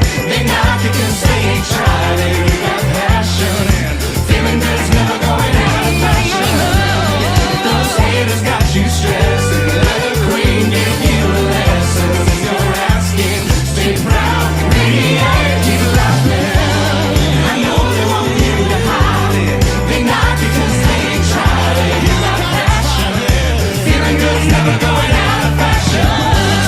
Those haters got you stressing. Let a queen give you a lesson. If you're asking, stay proud, radiate. That the whole ass bop right there. Oh my God. Yes. I'm struggling which one is my favorite on the album now. That's right up there. Like just the way it's, stay proud, radiate, keep laughing. Just like fuck, that's it. And the first lines there, I identify with those very, very much, because it's like, when you take the brush and you start painting what's inside out. Oh, the trans Magic. girl in me. The trans girl in me just said yes. Like I remember that first time of trying and failing at makeup. Honestly, I was like you. That's the journey. That's the journey. I mean, like I was not always this put together bitch here. Like trying and being like, how the fuck does this eyeliner work? Yep. And then, well, you've nailed it now. You have Yeah, gotten it down. I mean, but like feeling finally, and that feeling of looking in the mirror the first time and seeing the girl that I recognized from inside all my life. I used to have dreams about me, like when I was younger, and I was like, who is that girl? Because I keep having dreams about her. And then I looked at myself in the mirror one time and I was like, holy shit, that's me. Like, wow. And just hearing those words, because we don't get a lot of representation elsewhere, least of all in a country or Christian contemporary sort of venue. Like, we don't hear those words as trans women, and to hear that line, I'm just like, like you get it, I get it now, and let's let everybody else around here, let's let that be their problem now. Yeah, exactly. And if they don't get it, it's not our problem, right? Like that's kind of the other point of the song is it's like I don't owe the explanation to you. You come for me all you want, but no, I'm done. I'm done because engaging in that conversation, like giving them the answer that they're asking for, which which is yeah, like how can you be this or whatever? Like it in a way it legitimizes the debate itself, which I refuse to legitimize anymore. I'm like, no, that's y'all taking power away from us, and I'm done. I'm done engaging, and I'm just actually gonna do it. I'm just gonna live my life, and you're gonna have to watch it, or not. You could. Here's the thing: you could scroll on, but instead, here you are in my comments on my page, engaging because you're that pressed. So that is entirely their problem. In their pulpits, talking to their churches about you, telling them, you know what, go to flamygrant.com and check out this music. And like, which by the way was awesome. Right. that minister saying to his like church of homophobic hate-filled people, literally insisting that they go check out my website. I was like, thank you. No wonder I had an algorithm boost that day. He said, thank you for the engagement and thank you for the clicks. Yes. I love that. Thank you for the free promo. So speaking of the church, I want to ask regarding how you overcame opposition and prejudice from the people inside and outside the church industry. Also, just like Evie, I myself grew up as a preacher's kid. My mom's a minister. My grandfather was a pastor. Almost half of the men. Pastor. Half of the men, some of the men in my family are deacons and ministers and pastors. I myself have a calling to be a minister myself. So I can only imagine just the backlash, because I know historically how the Black church was. But plot twist, we have openly gay people in our church, and they direct our choirs. Yep. Girl. That part. They have been writing your songs. They've been writing your songs for years. Writing the songs, recording gospel artists, actually issuing the presence of God. It's been alleged, but there's one in particular. I know exactly what you're talking about. Which one? I know three. There's three, and I know the one that you're referring to. You know what? We'll talk about it, but I'll mention Tone, who is now B Slade. Still to this day, whenever there are certain gospel songs that some people cannot touch, they will call him and he will sing the whole church way down. You hear me? Bitch, down. So I think it is too. Like, Pastor, who designed that fancy suit you have on? Like, I bet it was a gay designer. Yes, because it was cute. So, Evie, stop it. No. I'm sorry, I'm in the chat. For those of you that can't see, I'm in our Zoom chat. So no, not him, but he did struggle. He did struggle with pornography back in the day. He did, but because they're talking goddamn well based on the chat. I've struggled with pornography too. It was an awful fun struggle. Yeah. I'm weak. So still losing that struggle every day. No, it wasn't like an additional from time to time watch. It was bad. Like he couldn't function without seeing it. So Flamy, how did you overcome that? Because again, for you to be openly in drag and also non-binary, that is great. Because the ones I know, these anointed, I love them, but they still in the closet. Yeah, I mean, overcome is an interesting word because I think for me, what it has felt like is it's just felt like the world's opened up and I see more of it. So I haven't necessarily, like, there's still the gatekeepers and the Greg Locks of the world, the Sean Foyts, the people who don't want me in their world, quotation marks, because again, the drag queen's coming from inside the sanctuary. Like, I've been here all along, y'all raised me. Right. I'm from this world. But so for me it's been more about realizing and recognizing how small of a part of Christianity that version of the faith is, right? Because I've played probably over 60 churches at this point in the past year, and everything from Baptist churches to, Unitarian, non-denominational, Methodists call me, Presbyterians have been calling me, the Unity churches have been so like seeing in all over the country, right? And I've played some stuff in the UK and Canada now too. So like really everywhere there are communities of faith that for them none of this is an issue, and in fact it's now an issue because they see how the church has been so horrible to the LGBTQ plus community, and in particular to trans folks, and drag queens by association, because bigots can't tell the difference.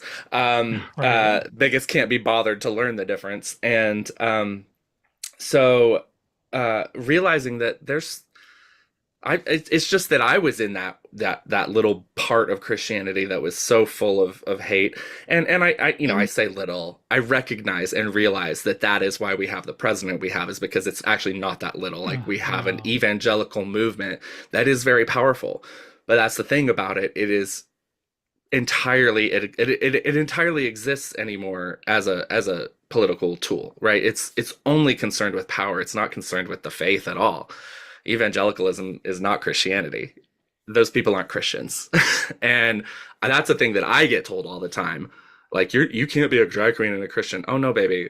Like, flip that mirror around. It's you. Like, y'all are the ones who look nothing like Christ whatsoever. No, So for me, they're Pharisees. The yeah, Pharisees and Sadducees from back in the day. That's what that yeah, is. it is. It's that second coming of that. And Mhm. so overcoming. So I don't, in some places I'll never overcome that, and I don't wanna. I'm not interested in trying to like win back the evangelical church. Like, let it go. Let's let it go. But also we have to fight them while they are the ruling class, right? While they have the power over us.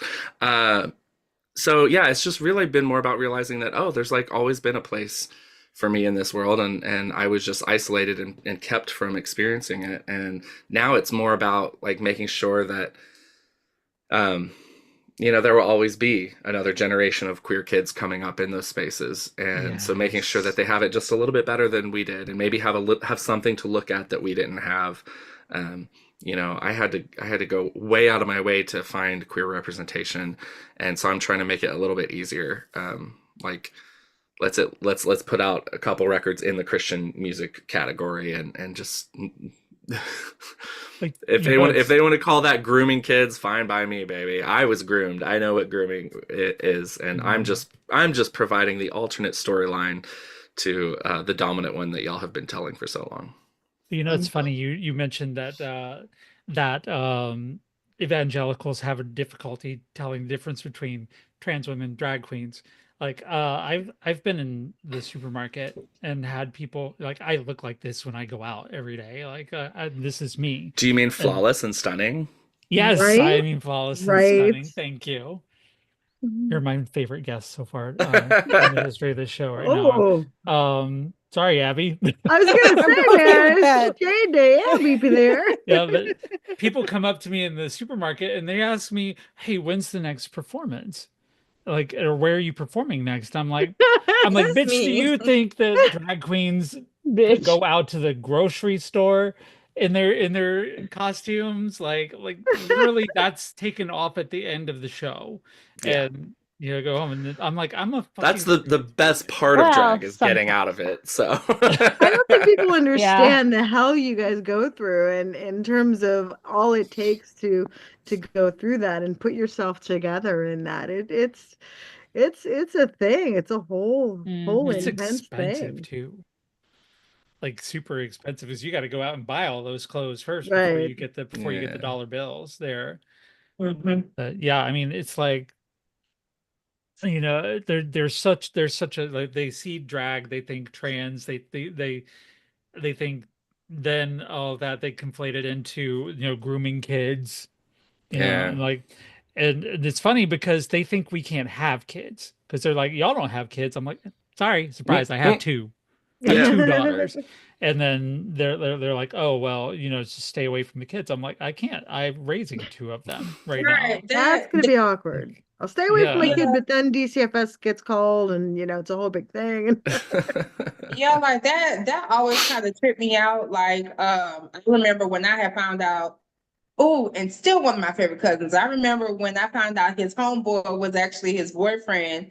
And I didn't realize it until I was 18, but they had been together for years.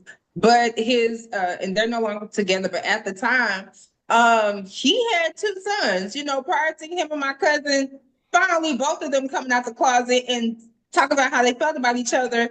He was married. He had, two boys. He did not cheat on her. But he was just like, look, I I'm attracted to men. Like, it's no disrespect to you.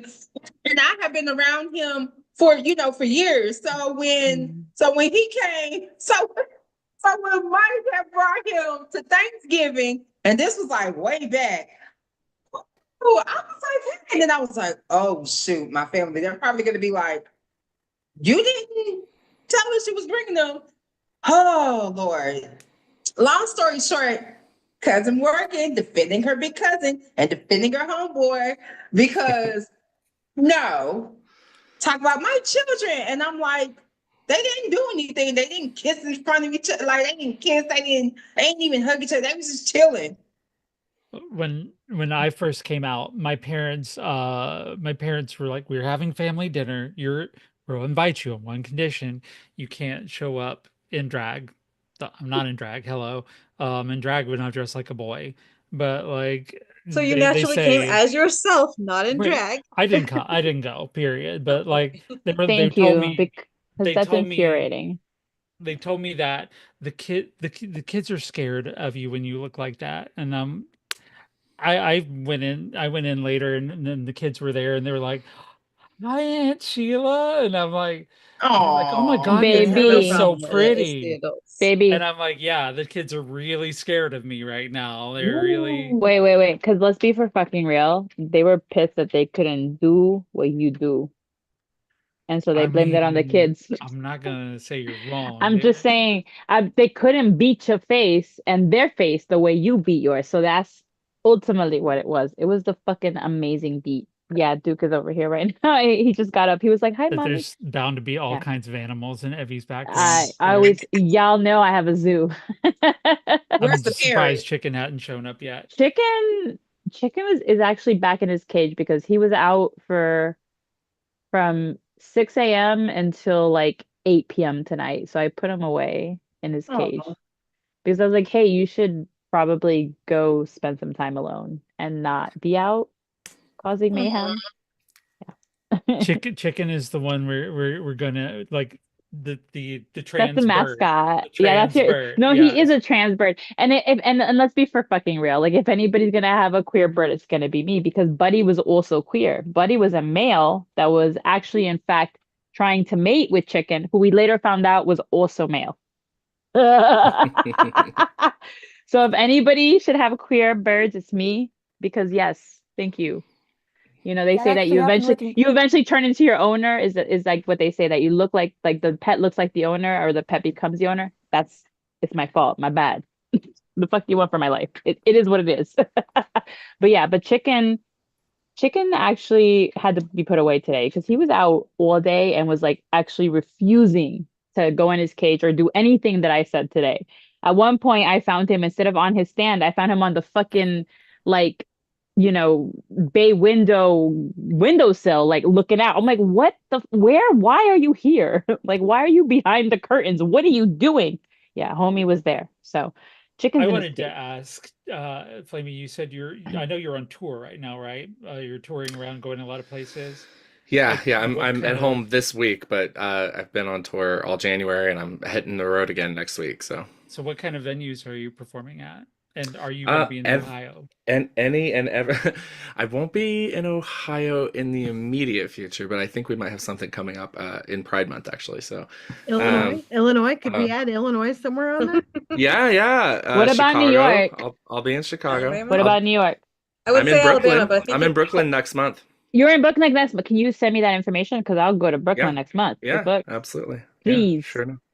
What I would say about Alabama, you, but I'm just gonna Steve? say Nashville because that's close enough. Well, I was gonna say because I heard Alabama and Texas, right? Who was that? I'm Texas is Alabama. Morgan. Morgan's And Texas. Morgan's, Texas. Okay. So yeah, I was just in I just played Huntsville Oh, and I was supposed to play Birmingham, but we had to cancel it because of the storm Enzo that came through. Uh-huh. And then I was in Texas before that. So I played Dallas and Galveston and then Wimberley in the Hill Country. So I'm in Texas a lot actually. Abby, Come us to Northerners are Houston getting and let left me out. know. You're in Houston. Like, Well, oh, Yeah. technically I'm in she was Humble, just but in Huntsville. right. All Right. places, Huntsville. No, Huntsville is prison capital. That's probably the most excitement that Huntsville ever had. It got hills and units, minimum, maximum. Remember, I used to be a correctional officer. Oh, are you So, talking about Huntsville, Texas though? yeah. Oh, I I'm was talking talking about about Huntsville, Alabama. Oh, Lord. She said I was Huntsville. like, What are oh, you talking I was like, I about? thought Huntsville's Huntsville was like- pretty cute, actually. I don't know. Huntsville is one Ohio of and New the Hampshire just left safer all of My them places. bad, out. I Lisa. don't know what to do. You said Forgetting about Huntsville, Huntsville? Alabama. Yeah. No, Are yeah. you Like playing I, church? I thought you said Huntsville, Texas too. Like I was like, wait, because Are that's you not playing far. churches, clubs? Like, what kind of Yes. venues? Yes, Yes, all of the all of the above. above. Okay. Yeah, it's like listening rooms, bars, clubs, restaurants sometimes, and then yeah, churches, a lot of churches. Although fewer churches now. I used to play a lot of churches. They were about 50% of what I was playing, and I'm trying to get that down a little bit just because for my own sake and my own career and where I want to go. I don't want to be the church girl forever. I don't want to be Mm. I don't always love that I'm like the Christian drag queen, right? Like that's Mm. Right. it's just because it takes a lot of explanation and Yes. there's obviously so many assumptions and at the end of Mm. the day I'd rather be known as the singer-songwriter drag queen. So yeah, I trying to love play that. more music venues, I but did notice still doing the churches. I did I notice feel the like album had a bit of a crossover feel there. Like it wasn't so religious or so, the other one had a bit more focus towards your upbringing in the church, I think, but this Yeah. one actually spreads out. I think spreads its wings for a Well, sophomore good. album. It's really I'm good. just trying to follow in Amy Grant's footsteps, you know, and have my crossover to That pop part. moment. Gotta have your baby moment. Yeah. Yes. Baby. Yeah, I'm looking for. Yeah. So I did want to like get super nerdy and music nerd because the music theory nerd in me. I just want to know, like, what is your inspiration besides Amy Grant and Baby and all of her holiday classics? What inspiration, maybe classically, or jazz or whatever that you're looking into? Because I do hear a little bit of like jazz chords and jazz kind of vocals in your music. So where are you drawing your inspiration from? Just, on the music nerd basis. Oh, I love that question. Yeah, I so definitely, fully grew up on church music and then contemporary Christian music. Mhm. And but also I'm from Western North Carolina, so there's a little bit of the Appalachian folk Dolly bluegrassy Parton. spirit in there. And then really when I finally like started listening to music for myself, like basically snuck around and started buying secular albums, and like watching MTV like later on in high school and stuff. It was the late 90s and Lilith Fair was everything, right? So female singer-songwriters were everywhere and Yes. I got obsessed. So Sheryl Crow and Sarah McLachlan. Natalie Merchant, Sarah McLachlan, Tracy Michelle Chapman, like these Branch. are Meredith Branch. not so much Somebody. Michelle. I didn't get into Meredith Brooks. Sorry, I'm Yeah. screwing up her I name. did- Yes. It's so I it, did love some Meredith Brooks. Yeah.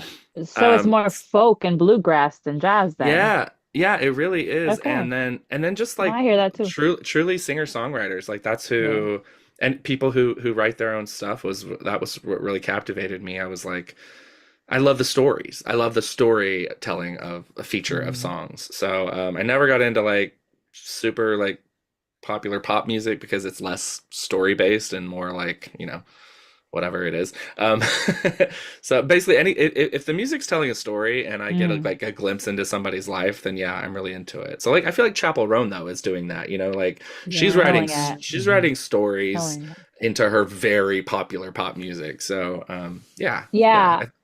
And I if mean, you want to, that reminds me a little bit. There, you mentioned last time you were mm, here that you were a fan of telling the story, and I think there's so many different ways to tell a story. But like you tell yours through prose and writing.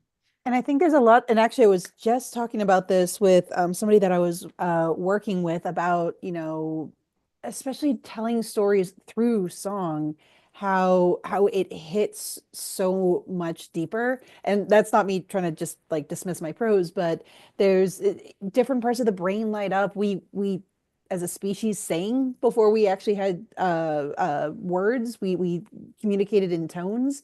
And there's just something that just, hits the soul when music can tell a story. Like right now, one of my hyper focuses has been the new Brandy Carlisle album, and that is just storytelling after storytelling, song after song. And it's I don't know, there's it's I completely agree that there's just something so beautiful about the songs that can, do more than just be a catchy bop. Like this is Yeah. telling me something. Yeah. It makes me feel like I've not wasted 3 minutes of my life listening to it. Like I do love a good pop that pussy every once in a while, and it's on the club. But I mean, I also we need to hear a Thunder Rolls every once in a while, or something like Mm. that, which tells me, it maybe either tells me a story or it says something so ultimately profound that those songs that you listen to that you're like, damn, that was the thing that I got to be here for, or even better, that I wish I'd written that song or something like that. So Like I really feel like there are a lot of artists out there that are getting back more into the storytelling. I felt like it was a lost art for a minute there. But yeah, especially with Sparkle, that was a whole story right there. I felt like that was my story, your story, and the story of just about every other queer kid out there, or any kid really that just doesn't fit the mold. Because I was a preacher's kid. I was supposed to be the next great preacher in the fundamentalist faith. Like I was supposed to be, I was being trained for that. I went to school for that. Um, and I went to my fundamentalist church. Lisa's familiar with it, but my fundamentalist, I can talk. My fundamentalist church, um, was very much against women having a role in everything. And it gives me so much pleasure to know that for years they had a female pastor and didn't know it. Hmm. I love it. Isn't it funny how they really do pull the kids who are going to be queer one day, going to, like the kids who have just a little, our brain works a little bit differently, and they invest in us and they pour into us and they think we're going to be the ones to carry on their mantle. And then we've just flip it. We flip that script, and it's like, well, y'all picked me, first of all. So, Literally. You literally Yeah. prior to asked for that this. church, prior to Yeah. I, So the weasel. and prior to this that is, church, I grew up Catholic, and in my family and in my church, I feel like they were very much the very your socialist end of things, to where like music was always a mechanism for social change. And I mean, I don't know, I feel like church is always like the world or whatever, and then they go out into the world and do awful things. But like, Yeah. but but I think that there was always like a kind of like against like countercultural element to church and church music that I kind of wish they hadn't lost. But was that always is that would you say that social justice is a component of your music, or no, you just make music for the music? And how do you feel about that? God, yeah, I know. I think both things are a little true. I think mm, that especially when I first started drag and just I didn't see myself as an activist or working for any social change or anything. I was just literally changing myself. Like that was inner child work. It was just me like communicating with my own spirit and all that. But I found out real quickly that, existing as a person in the world in any way, shape, or form that others you or makes you like diverge from whatever the social norm is, like you become by default, you become an activist, or you give up, right? Which is Mhm. sad to see when that happens. So yeah, I think the activism and working for social justice and all of that is very much intentional now, but it's a thing that I feel like I've learned along the way that this is just part of it. Like if I want this gig, this is part of it.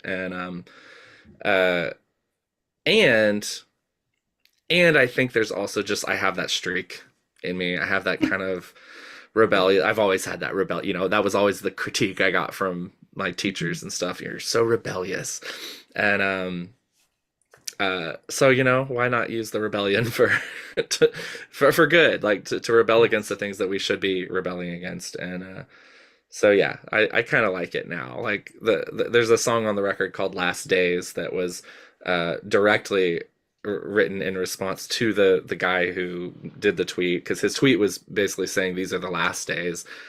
We've got a drag queen in Christian music, and I was like, okay, well, let's go there then. Let's talk about what the last days actually are, and what apocalyptic scripture is really all about. It's about justice. It's about a reckoning. It's about bringing balance to a world where the powerful have walked all over the downtrodden. And so yeah, like in that way, sure, let's call it the last days, baby, because it's actually the last days of your supremacy and your power and your patriarchy and all of those things. So, um, I mean, we still have some work to do. It's a bit of an aspirational song at this Yeah. moment, but I do believe it. I do believe that we will find ourselves coming out of this next season of life much stronger and more resilient, and I two think we steps have a forward, lot of one work step to back, do. right? Yeah, Well, definitely. I The think moral that arc of the universe is long but something. It bends towards justice. Yes. Were you gonna say, Sam? absolutely.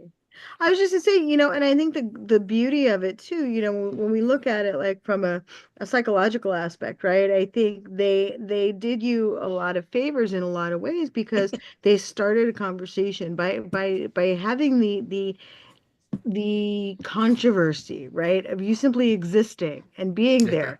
It started a conversation where it took the drag community out of the abstract, right? And it personified it. And it said, okay, well, now we have this person, right? And now we have this person doing this thing.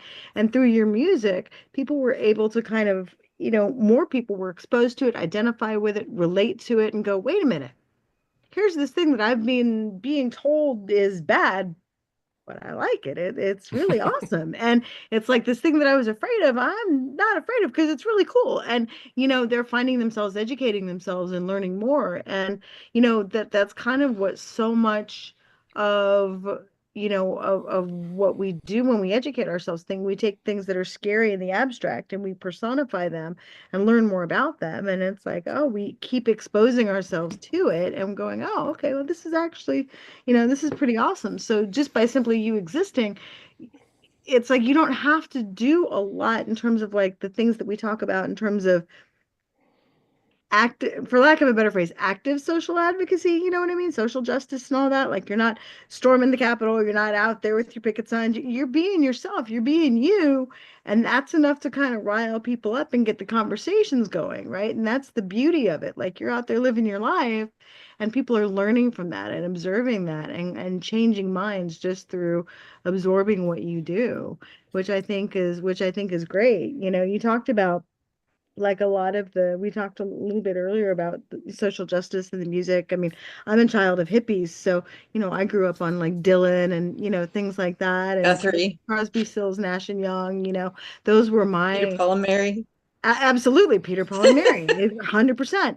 And so those were my kind of introductions to that social justice. And I think absolutely, music like yours definitely is social justice just by existing and just by being you, which is a fantastic thing. It has such an important place in the tapestry of everything that we're having conversations about now that maybe we didn't have conversations about 20 years ago.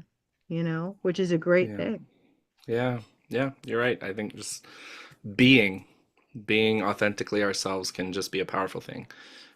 And there's definitely a time to storm the Capitol as well. And not the January 6th kind of storming, but you know what I mean. Rallying, protesting, marching, representing, Voting. being Please yes, let's Voting, voting, God damn clarify. it. Please let's all of that. clarify. Yes. Please. uh, I mean, yeah. if I have Sparkle going in the background, that could be a good battle cry, like honestly for me. But like, The only storming the castle I want to do is as it relates to the Princess Bride. That's the only storming the castle that I'm interested in. I As think you Sim brings up wish. an important point that we Yeah. are like, there's a lot of people who have the luxury of saying, I'm not political. I don't get into political. A lot of Yeah. us I here in mean, this room right now are political just by our very existence. by Like I'm default. right. Like I'm out here Yeah. as a trans woman, I'm automatically political. I don't get to sit back and say, well, I Literally. don't participate. I have to, and by the way I live my life, that's how other people are going to know what trans women are. People in Toledo, fucking Ohio, have never met a trans woman before, and then they see my big ass coming through the Walmart. Like, yeah, like, oh my God, there's a trans woman and she's buying lettuce and paper Not towels. lettuce, bitch. I Look at her. got She's Right. eating. it. She's eating Like food. she eats That like had we're no right to normal. be so There's funny. produce.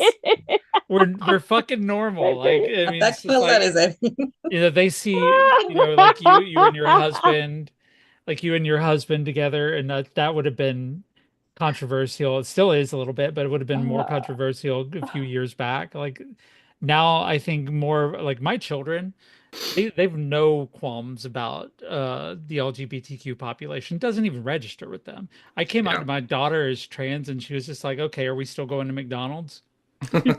And yeah, it She's wasn't even like, a thing. cool, like let's just talk about my next ride. Right. So I Yeah, mean, but yeah. but for the older generations, the ones of our ages who are in power right now, we are a political statement no matter what. All of us in here are political statements just by being women. Yeah. You Mm. know, black women, brown women, white women at this point, even, it's all political, and I think we have to think about how we use that, how we focus that, and Mm. um how we channel that, I think. And I think you're channeling it in quite a good way, actually, and giving us something out there is this album is in my fucking favorites right now. I've been listening to it all day, and I'm not just saying that to blow you up because you're here on the show. Like I Nah, it's literally true. She felt that. told me. She literally Yeah. texted me. She texted me and said those words. So like I can actually vouch. Yes. She was Like like, bro, Thank you. she's like she no, and she knows I've been kind of like in a black hole lately because I'm going through it, y'all. This is not fun or easy for me. I've had like a lot of come to Jesus moments in the past few weeks. It's been rough. As a Central American, as a Guatemalan, as an immigrant, all of the above. I've had moments where I'm like, I can't. mhm. It's been rough. And I know that like my citizenship is in question right now. So that's like, it's a lot. So I've kind of been going through it, but I literally was not going to come on here today because I have just been hiding. I've been hiding, I completely grabbed her and hiding. it's like, you're coming, bitch. Yeah, Yeah. yeah, and I have been hiding. I've just been in my own. I haven't even work wise. I've been hiding, and that's not who I am because I just don't know what to do with myself right now. I'm gonna be honest with you. I don't know what to do with myself right now. So I've there's a few moments where I've had like knee-jerk angry reactions on TikTok where I've posted about immigration, about ICE. But other than that, I've really just kept to myself. I have not been on any public forum. I have not, I've just, it's a lot. This is a lot. This is a lot for somebody like me. Well, seeing a lot of this making you laugh It's a tonight trigger. has It's been well, yes, amazing. and I will say, like, I literally almost didn't come on here, but Sheila texted me. She was like, "Hey, we need to have you. You're our CCM girl. You're our former Christian, whatever." Like she did the whole thing, And she was like, and their name is Flamy Grant. And as soon as she said, and their name is Flamy Grant, I was like, not sold. That's fucking hilarious. Amazing. Yes. What? But But 100%, she literally was like, no, I have been playing this. You have to listen. It's actually so good. So I actually did listen beforehand. And as a songwriter, as somebody who writes music for really boring music for corporate America, because I write sync music, it's really refreshing to hear that perspective from you. And I am so grateful to have a space and time as somebody who will be 42 in 2 days, because my birthday is in 2 days, I will be 40 fucking two, who lived through in Houston, who lived through like the craziest contemporary Christian music moment ever in the 90s.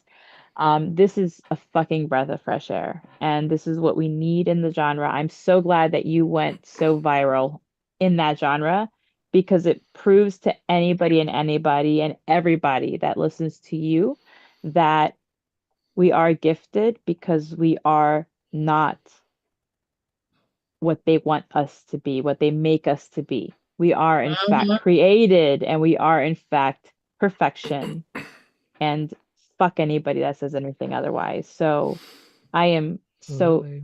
fucking proud and honored and glad to know you. And I am so grateful that Sheila was like, nah, bitch, you need to get over your shit and get on this podcast tonight because Speaking this of is people, necessary. speaking of people who are back on the show here, our executive producer Alia has been feeling well, not well, but they're the reason why I got you on the show because I was put it out to the producers like like who can we approach, like throw I want you to throw out the wildest name and yeah, our EP is very much a gay person, and they were like, I don't know, why don't you try Flamy Grant? And I was like, you know what? Fucking hell, I'm gonna do it. I'm gonna type up an email. And I think you took a minute to respond there, so I was like, they're probably not gonna come on. And then you responded, and I was like, oh my God, oh my God, oh my God, oh my God. Alia, Very faint. guess who emailed me back today? And then here we are. So yeah, they're in the chat right now. They're not well. We've had a couple people come in here. By the way, for those of you who are in the chat who said you came in late, you can rewind the stream if you want to and go back to the beginning and listen to the whole thing. Or just check it out on Spotify or Apple Podcasts later, or just come back to YouTube. Hell, it'll be here. Um, so just to kind of close the show out because we were reaching the time. We got about 10 minutes left on our broadcast time here. I just want to know where we can find you, Flamey, where we can go and throw money at you. You know, you're a drag queen. I know you're looking for those dollars here. So, what Always, can we do? always. Well, thank you. Yeah, I mean, the easiest place to figure out where I am and what I'm doing is just my website, flamygrant.com. It's where I've got all my shows listed. I will be in February. I will be all up and down the East Coast, like up in New England and into Canada a little bit. And New then England, you in say? April. Sorry? It's in New Where England, you say. Wait. where in Yeah. NYC? Yes, That's what where? Abby was waiting to hear Give me about. your date I and thought it your was only going to be as time far north and the as New York, and I'm location. like, New England? Yes. Where in New York? Yeah. Did you? New Hampshire is where you are. Is it? I don't Yes. think I'm coming to New Hampshire New York. directly, but New York. I'll be in Brooklyn. Yep. Brooklyn Uh, where? uh, I can't remember the name of We everything. can I'm find it. sorry. We can find it on your website, It right? is on my That website. It's on my website. website. So Yeah, we'll put it's it all on the there. website. So, Okay, but there's some we'll spot. Yeah, New England, and then April I'll be on the West Coast. And then we're currently planning a Pride Month cross country road trip right now. So I'll be hopefully east to west and back. So yeah, just a lot of touring this year, and then working on some new music that should be coming out soon, and maybe a couple other projects that we might be hearing about at some point in the not too distant future. So. But yeah, just I'm on. I'm unfortunately still on the Meta apps. Figuring out what we're all gonna do with those. But for now, I'm there. You can follow me on Instagram. I'm also on the Blue Sky, right? That's the new one. Mhm. So Yeah. I'm trying to make the move, all of that. But But really, the website and the email newsletter, those are the best ways that you can support an artist, is signing up for their email newsletter. So, yeah. FlamyGrant.com, right? FlamyGrant.com. Okay. Well, I mean, it's been wonderful just exploring your catalog and doing, going through and catching up on some things. I'd listened to Bible Belt Baby. How could you not? The preachers were telling me not to, but I hadn't gotten the chance to listen to Church yet, and I'm grateful that I had that chance because it's an album that's in heavy rotation on my Spotify right now. It is on Spotify, by the way, Yes, as yeah. is as I think Apple Music as well.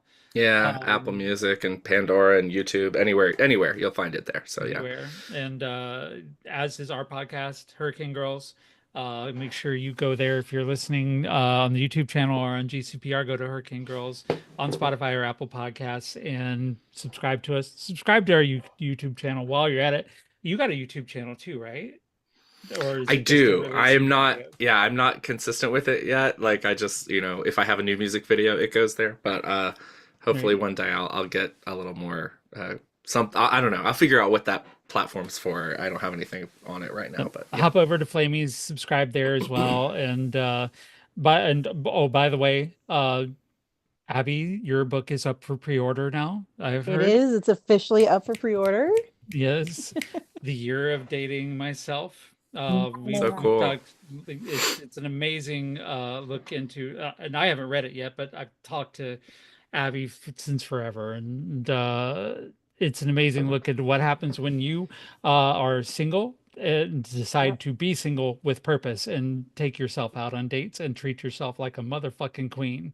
So you can And put if that on the you book jacket there. and if you missed the podcast featuring Abby, you need to go back and watch it because she goes in depth Yes. into her book and her experiences and how she became who she is today. So you definitely want to watch that. Yep. Judy, your volume is down again. Go rewatch the Abby, the Abby podcast.